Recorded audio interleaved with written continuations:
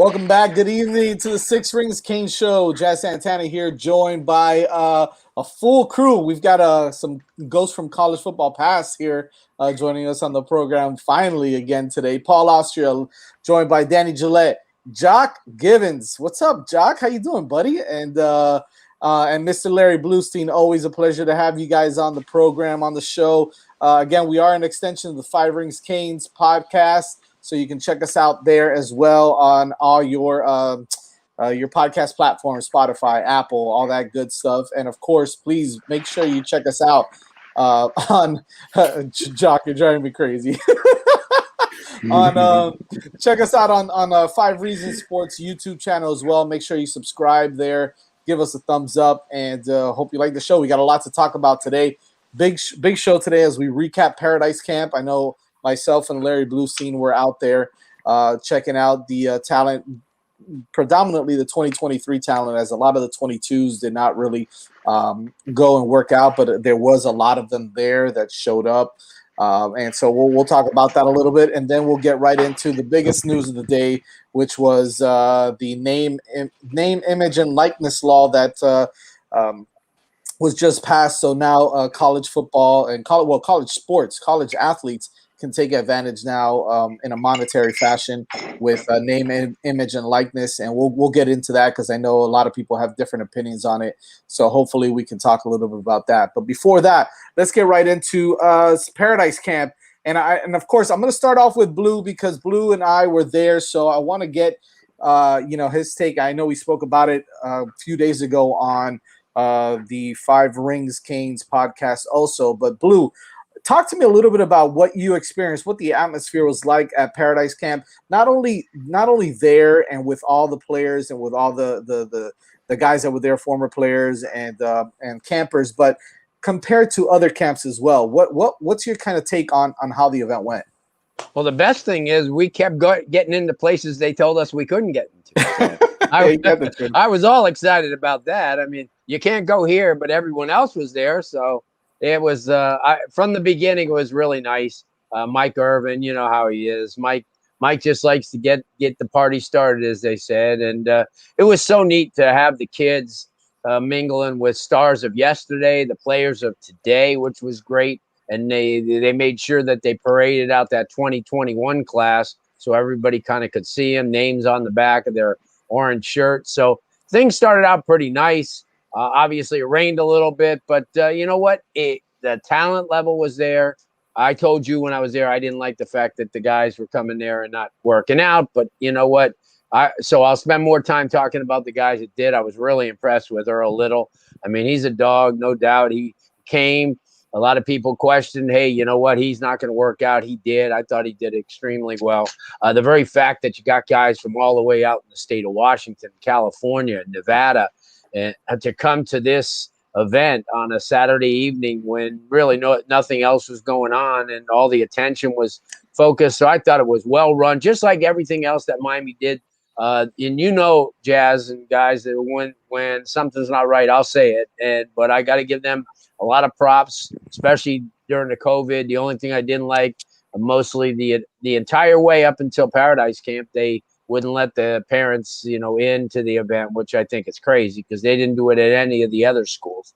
But other than that, they did on that night. The parents got a chance to see. The alumni listen, it was so to speak, it was a perfect storm. It rained, but what the heck? They put everybody inside in a nice, cool atmosphere, and people got to rub elbows with people that they normally don't. So I thought it was a success and had a good time. Well, if you ask me, I was rubbing knees with most of the guys like Jaden Phillips and Greg Rousseau and Calais Campbell with how big they are. These guys are absolute monsters. But it was, like you said, man, it was great to see all those guys out there, the Antro Rolls and Lamar Miller and even Javaris James came out and made an appearance. That was kind of neat to see. Kenny Phillips and Dwayne Starks, and I mean the list goes on and on and on. And I think that played a huge role. I mean, that always plays a huge role when you see guys like that at camps with these kids get a little starstruck, and it's okay to it's okay because I mean at the end of the day that's what it's all about, man. It's the type of atmosphere you want to create for kids, especially if you're recruiting them. And I think, by the way, Manny Diaz was very involved in in a lot of 7-on-7s. Taking a look at a lot of players, and you can tell that all the coaches are involved. You saw John Beeson and Calais Campbell just talking it up and shooting the breeze with Demario Tolan a lot. You also saw Calais Campbell go up to Shamar Stewart and talk to him a little while, and you even saw some other guys that I think it was Devin Jackson. I don't remember who mentioned it, that was super shook up by the fact that some of these former Canes knew their names, right? They were kind of starstruck by that. Even these 4 or 5-star players. Oh, it was Jaleel Skinner. There we go. It was Jaleel Skinner, the tight end, who was really, really happy about the fact that some of the players, former players, knew his name right off the bat. So that kind of played well for him. Look, at the end of the day, yeah, it was a camp, but it was, as Manny Diaz put it, it was a competition, because they wanted to see guys perform. They wanted to see guys compete. I think we saw that from a lot of, these players that are coming up in 23, 24, and even 25. Before we even get there, I want to go to Jock as well, because Jock, you had one of your players at the camp, and obviously some coaches, and the experience that they had there must have been, a great experience. Talk to me a little bit about when you send your players to these kind of camps, or when you expect them to go to these camps and perform, what are you looking for, not only in the camp itself, but the way the player performs, and like just an all around performance and atmosphere and vibe? What are you getting from players that go out to these camps? The biggest thing for them is the experience. It's you see it. Obviously, that the experience, and another thing, you get to see the guys you're going to be playing against for the rest of your life. So, hey, like I always tell my kids, like the kids you play part one or against, these are the guys you're going to be growing up against your whole life. If they happen to make it to college, pro, like you're going to be playing these same players. Obviously, it gets to a bigger spectrum, because you got to start playing against guys from around the country. You start to see what the talent level is, and another thing you see is like Florida has a lot of talent, but hey, you have some guys that are more talented in these other states as well. So you just get that good experience for the kids.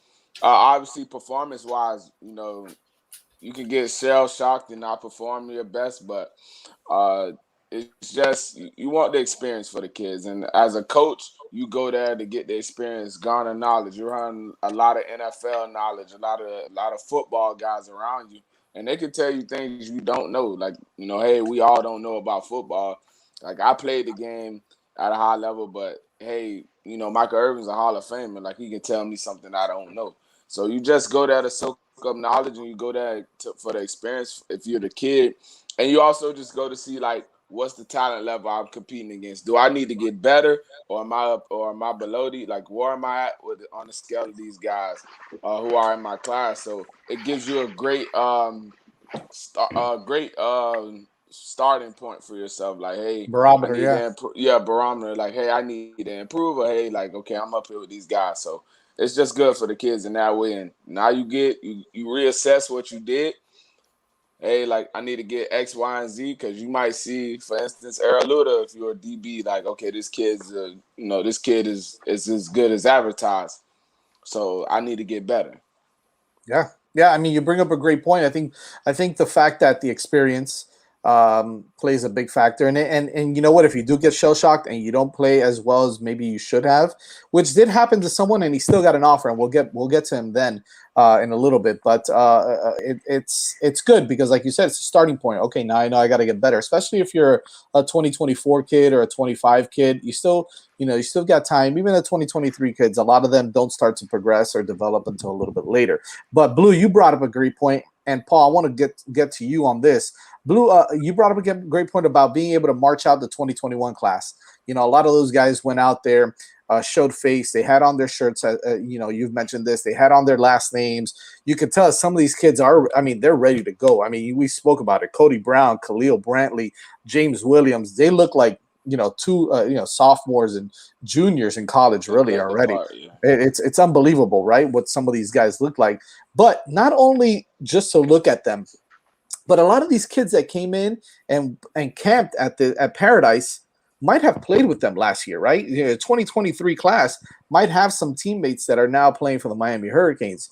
So, being able to get in their ear and talk to them and recruit them and tell them what they've already learned being here for a few months with, not necessarily only talent wise, but playing, but from the strength perspective, right? With Coach Feely, I think that plays a big role in not only recruitment, Major. but it does, right, Jock? I mean, it plays a big role. So, Yeah. Paul, I kind of want to hear your take on how you feel that helps in the recruiting aspect of things, but also in the development a lot of these players. The big thing for me, I think, is perspective. It's kind of like guys like the incoming class that just came in. So you have the Elijah Arroyos, the James Williams, the Leonard Taylors, the Cleo Brantleys with this class. They not only can they give a firsthand experience of what the experience is like at Miami, but it's still fresh in their mind. It's kind of like, okay, if you plan on coming to Miami, this is what you should expect. This is how they're going to treat you. It's not even Miami. It's just college, period. Anywhere, a big time college, because Miami's a big time college. Yeah, and the thing is, at least with Miami specifically, it's their, I guess they try to build like a family kind of bond and experience when you're there. They want you to know that no matter where you're from, if you're from South Florida, if you're from Orlando, if you're from California or something, they're gonna treat you the same way. They're gonna make you feel accepted. They're gonna help you feel accepted, so on and so forth. Because you also have those New York guys. You have guys all over the place. I think they mentioned. I remember listening to I forgot which podcast I was listening to, but they mentioned Devin Jackson from Nebraska, the linebacker. I think coming in, he kind of was trying to feel out. I think he was originally expected to go to Arizona State. I think he's going to commit somewhat soon. But well, he moved his commitment date back because of his visit last weekend. So yeah, exactly. Because he didn't expect to. He didn't think Miami could be a place for him. But then he said he talked about feeling so accepted. They were so warm and welcoming to him that like you said, he ended up pushing back his commitment date. I don't know how long, but it definitely made his recruitment a little bit more interesting now. And I think that's definitely a big thing for guys that especially that guys that come from super far. Like I know this is a 2023 kid, but one guy that came a long way was Jaden Wayne, the 5-star defensive end out of Washington. Just for him to come all this way. I mean, I don't know how he was approaching this visit, but he can get a feel of what it's like in Miami, because I know a lot of humid. It's very humid compared to where he was from. I can tell you that. Those guys are falling out within 20 minutes. You could tell the ones that weren't from here.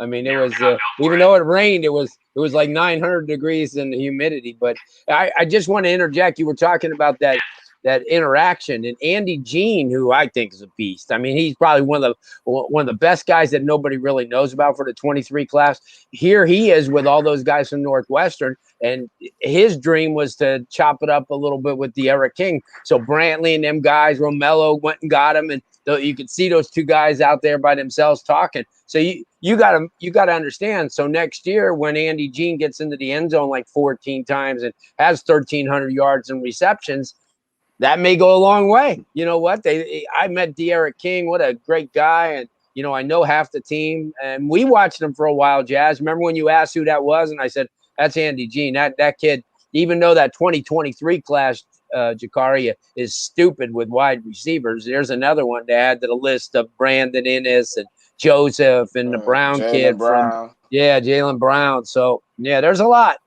So, Paul, that makes a big difference too when you get in front of those kids, and we saw it all night. And that was the best thing in the world, where a lot of these guys, like the kid from New York, the Christ the King, the big receiver, Sean Wilson. Yeah, exactly. I mean, you talk about that guy. I mean, I don't care where he's from. That kid's playing. I mean, what a body, and he was. And he was so comfortable with everybody, even though, and that's what happens. You get back in that car, and Jakari knows this better than anything from taking visits. I mean, that's why I always tell that story about John Beeson, where that year they left John Beeson and his mom to the last visit. Nobody else was invited that last weekend because he was going to Georgia as a running back, if you guys remember. So, and he was really, Willie Martinez sold him to death on that. So he was going, they invited him and his mom only.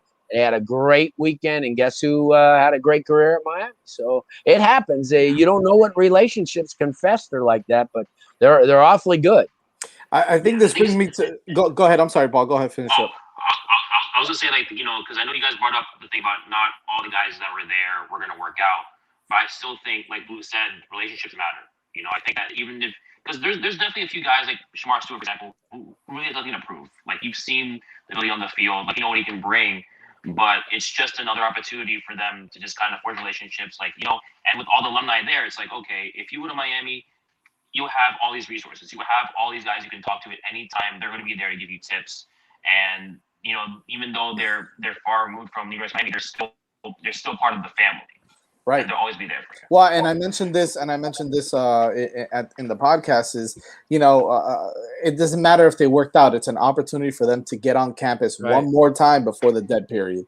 And that is huge because a lot of these kids, July 4th is going to roll around now, and you're going to get a lot of kids that Miami is looking to get a commitment out of this weekend. So, having some of those kids on campus this past weekend was huge.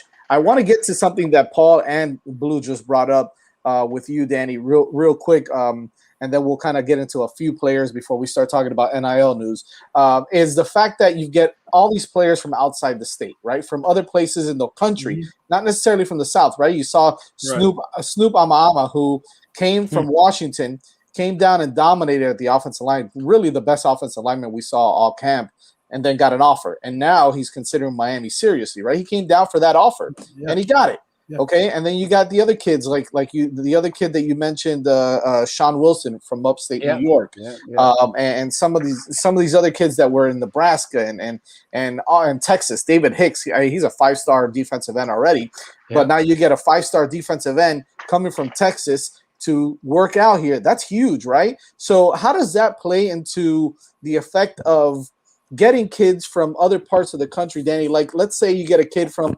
Boston or from New York that comes down and works out hard here, gets an offer. Now you're talking about a legit player that other schools are going to start looking for and start recruiting now. That plays a big role in how they recruit other places in the country, right? Yeah, and it definitely works in a couple ways. For one, it helps sort of not build a pipeline, but at least establish a connection in a certain state. And if you're talking about a kid from Boston, for example, it can also give the state more exposure, meaning Massachusetts, to get more kids into Division I programs because Massachusetts, it's known for college hockey. It's not like Florida where it's a college football powerhouse and you got kids everywhere. So for a state like Massachusetts, for instance, if you can get one kid to go to Miami, then that may put more of a focus on the state in terms of recruiting. And as far as, a kid going down to Miami to visit, that also helps him raise his profile. Because if you're looking at a kid from the state of Georgia who is really good, chances are he probably has a lot of Division I offers on the table already. If you offer a kid from Massachusetts where college football isn't necessarily, the biggest thing on people's mind with the pro sports going on and everything, then that could be huge. And so all these offers from out of state, it could not only build pipelines, but it could also build kind of, the state's reputation for, high school and, college football, depending on what state it is. Yeah. Those are all great points. That's just like Georgia. Georgia is now a quarterback powerhouse state, because of the Cam Newtons, the Deshaun Watsons of the world, right? Justin Fields, Trevor Lawrence. So now people are going to Georgia and looking for those quarterbacks, right? Yep. Whereas before they may have been looking for something else, and then, like you said, Jock, you get one or two guys, that stand out, and now it becomes a hotbed for that position. Like, a lot of coaches come down to Florida, South Florida, for your skill players, right? Your wide receivers, your running backs, your rush end, your ends, and even your ends. I know on the defensive side, your ends and your linebackers and even corners. So I mean, it plays well, and I love to get these out of state guys because at the end of the day, Miami, when they've had great teams, some of their best players are from everywhere else except the state of Florida. So I think we need to get those guys, the California kids, the Georgia kids, but the New York kids as well. Mhm. They've panned out, North Carolina, and so on and so forth. So you definitely have to recruit hard outside of the state, and we're seeing Miami really start to hone in on some of the top players from outside the state.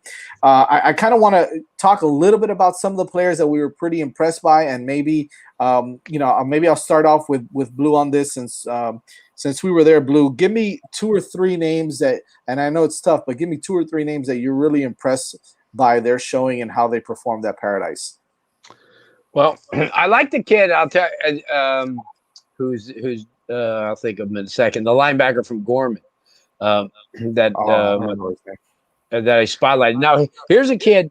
Now this is a kid who had all these freaking offers from Utah, from Stanford, from Washington. He's a West Coast kid, but his dad went to high school here.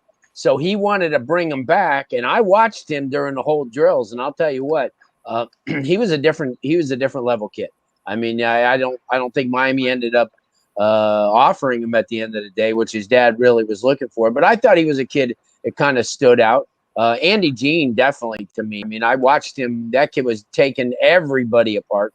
I thought he was extremely good, and somebody that that a lot of people were watching early on, and then when he gravitated and started going up against some big guys, Earl Little. I'll tell you, I watched him, Jakari. I mean, when you talk about a dog, I mean, this is a guy who he doesn't want to look bad because he wants to keep those bargaining chips when time comes. Everybody, keeps saying, oh, he doesn't like Miami. He wouldn't have been there if he didn't like Miami. Just put it this way. No one forced him to come. So I think that him being there, I've known his dad since his dad was in Little League. So, I mean, I know how they are. They kind of, everybody wasn't paying attention to them all the time. They get upset, and it shouldn't be like that. So let me tell you something. Those 3 guys right there, I thought did extremely well. And there was a ton of kids. But, I mean, we watch quarterbacks all day. You watch the kid Aronson throw. I watched the kid Miller, L.A. Levy. Tough kid, small guy, but I'll tell you what, he is compact. He hits that hole quick. I like guys like that. But Miami needs to close some deals. As I said, Jazz, as you and I walked around, I said it's great to have all this candy in the windows and stuff like that. But if you ain't taking any of them home, what good was it? And I think that they need to strike now and play off of a successful off season. Yeah, I mean, you're absolutely right. I mean, what I saw from a couple different positions really had me excited for that 2023 class. Right. And I want to start off by mentioning Jeremiah Shack, the wide receiver out of Jacksonville. Mandarin, yeah. Mandarin, who big dude, man, 6'3", 6'4", 200 pounds already. I mean, he was a big guy, got a lot of separation. And I know a lot of these cornerbacks aren't very good, but there was still some out there. Dequan Fagans was out there. He showed out, like you mentioned Earl Little earlier, and a couple of other guys. But just his route running, the way that he runs his routes, I think is a little more developed than some of the other receivers. So I think that gives him the edge against a lot of cornerbacks, whether they're good or bad at this level, right? He's going to have to continue to develop. I think he does have some room to get better, even with his route running. But he's got the speed, he's got the length, he's got the height, and quite frankly, he looked very good, right? So I like Jeremiah Shack. I like this kid who came out and performed well. I like the kid, little Dwight Freeney is what I call him. Yeah. The kid out of Central, Pierre. The defensive end, he was so impressive because I know the advantage is going to be that he's a smaller guy, so he can get under a lot of these big offensive linemen. But it wasn't only about his speed. He was able to get off of these blocks. He was able to get off of a lot of these offensive linemen. And those guys that are smaller may not have the strength to do that. I was really impressed by him, and not many people were talking about him. And then, of course, I gotta mention my buddy Colin Hurley, who I did mention before camp that he was, if he performs, he's gonna get an offer. 2025 kid, he's a quarterback, 2025, 6 foot tall already, But if you hear the stories coming out of how he and I mentioned this earlier too, his father was a coach at Central and Miami Police Department, police officer back in the day. Now they're in Jacksonville. But when he came down, he went up and he confronted and spoke to Coach Likens, Colin Hurley, that is, a kid. And he's like, hey, coach, I know how to run this route, this specific route that you guys call, dime or whatever it was. It was a specific.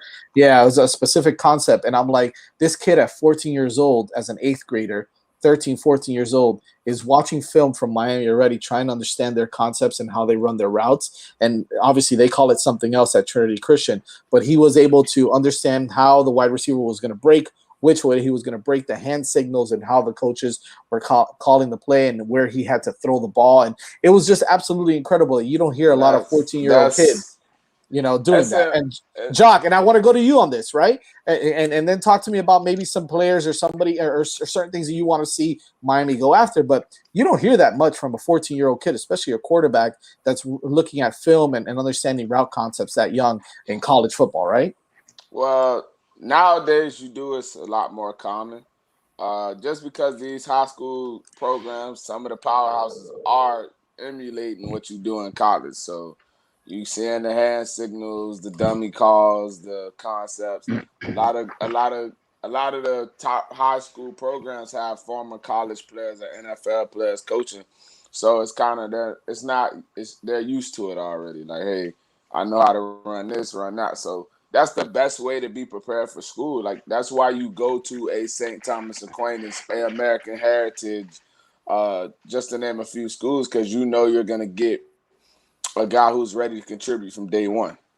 Right. Like we've had that debate before where I've told you guys, the players that's down south in Dade County are better players, but the kids up in Broward are better coach players. Like, they have better coaching, they know the system, they've been around a high school, a college type field for 4 years, and now they're not starstruck when they get to college. Like, oh, I didn't know how to do this, I didn't even know how to practice.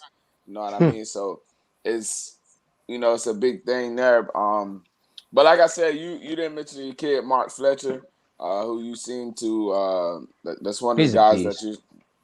I actually like the kid from Norland, Javon Simpkins. I think he's the best going back. to Georgia Tech. Yeah, I think he's the best. I think he's the best back in his class in 2023. I know Miami's probably going to offer him late because he is like I said. I watched the tape. They're both good backs, but I think Simpkins is better than the kid from American Heritage.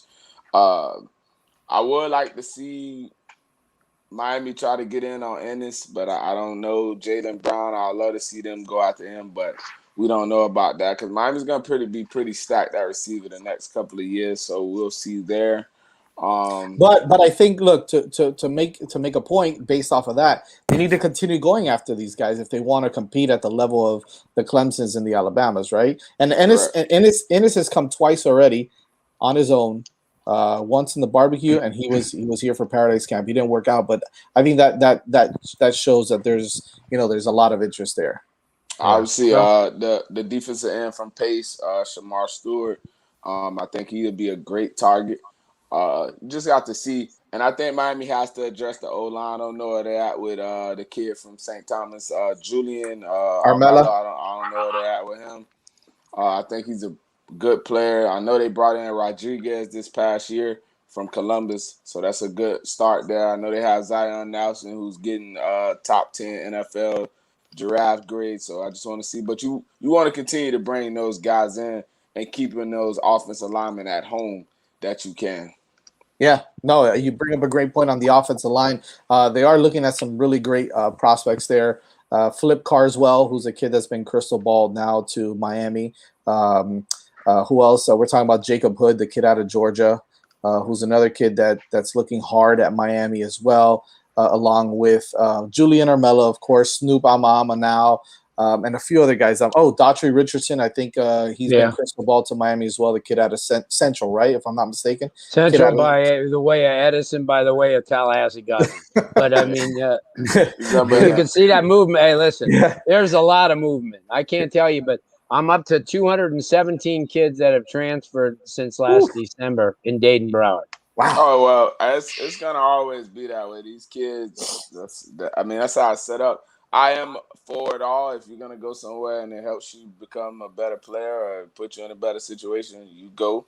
I've always been a proponent of that. But some of these kids are just leaving, because they don't want to do the competition thing. So, Well, look at the it, kids from Hallandale, and now we see why they left. Apparently, because of their new coaching staff, and now they got a new coach over there, and the guy Johnson. Oh no, Bush. I'm sorry, what's his name? Bush or Yeah. John Bush? Yeah, Right? Bush Yeah. and other. He'll make the 6th Northwestern coach, a graduate of Northwestern High School that's currently coaching in Wow. Dayton Brown.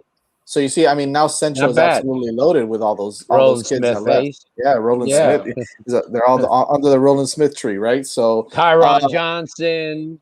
You I mean, got good for them. Nitro Baker up at Somerset do doing a you great job. You got Dorian over at Carroll City now. So yeah, but I was going to say to what Jakari said about Simpkins. Now Simpkins is one of those guys that is ready to go. I mean, he's like a 3.7 student. He's already committed to Georgia Tech, but could always change. But that's gonna change. yeah, but he's a really good back. He's getting bigger all the time. They all think he's small. He's just light. He's tall. He's 5'10". I mean, I stood next to him. So no, he's the deal. You see, the thing about Mark Fletcher that a lot of people have said for a long time is he's probably going to end up playing linebacker. He's that big. I mean, he's a huge high school running back. He's Yeah, 200 and like Dad Franklin. Yeah, I told Jazz. I The can see that. reason why I don't value running backs who play at 200 pounds in high school is because you're playing in Dade and Broward County. I'm not saying everywhere else. You're playing against linebackers who weigh 150, 160. Like, these guys are not specimen guys, and they are children. This is not like college where we all there and we know, like, hey, Yeah. You I'm said not it. scared. They don't want to tackle him, right? I Yeah. don't want to. I like Fletcher. He has some things to him. He's not as explosive as the Simpkins kid. Like I said, he doesn't have that explosive. He's a bruiser. You know what I mean? He's gonna run hard. A lot of But like you said, it didn't work out for Alabama. Like, he's more of an Alabama type running back. Like, that's the type of school I would see him going to. Not like Miami. Miami looks for more of the Lamar Miller type guys, stuff like that, who are more explosive. I gotcha. Yeah, that makes sense. That makes sense. Let's shift gears because we only got about 10 minutes left in the show, and I want to get everybody's take. And we'll dive into this a little bit more next week. We're going to try to get a special guest on as well, who's an expert in NIL law, and we'll probably get him on the show. I don't want to kind of ruin it just yet, but he's a big time name, so he would be huge to come on and talk to us a little bit about it. But obviously, we found out today, early this morning, well, yesterday, really, went into effect the NIL law, and I'm still trying to dissect it all. But I know, Paul, you've done a lot of research on a lot of these players that are already starting to, get these contracts and starting to really get their name out there. And credit to De'Aaron King as being the first guy to get or at least to put it out there that he's gotten this contract with the college that been hunks. You know, he been had that contract since oh they yeah, announced it. it's been That there. thing's been drawn up for a while, I'm Oh sure. yeah, and you know what? Yeah. And by the way, kudos to Manny Diaz and the whole entire program and the whole staff that have been preparing these guys for. De'Aaron King mentioned in an interview today for over 8 weeks to be Yeah. prepared for this situation. Well, That's but huge. every college has. And in Oh, fact, I'm do you know sure. that Coach Norville of FSU called me 3 times on my cell phone just to get on to plug theirs. And this No was kidding. this is 2 months ago. Wow. And they had a lady involved in it and how they're doing it and how they're going to, you see, they're not the only ones. I'm sure Kansas had it. I'm sure Wisconsin had it. I'm sure everybody had it. Yeah. Oh, yeah. It's sort of like this 26 days in June crept up on a lot of people. It didn't on colleges. They were freaking ready for every single day. They had believe me, when they were behind, on Zoom calls and sitting home and watching nothing happen, they're out there getting ready for when all this stuff broke loose. So everybody was ready, even Miami. Miami announced those camps that they were going to have, but they had like 6 or 7 other camps that no one even knew about. So you see, they all knew. It's crazy, man. That's they all crazy. knew. I mean, That's crazy how it works. before Paul go, I understand the NIL like a little, but Paul, go ahead and explain it, then I can give you my thoughts on it.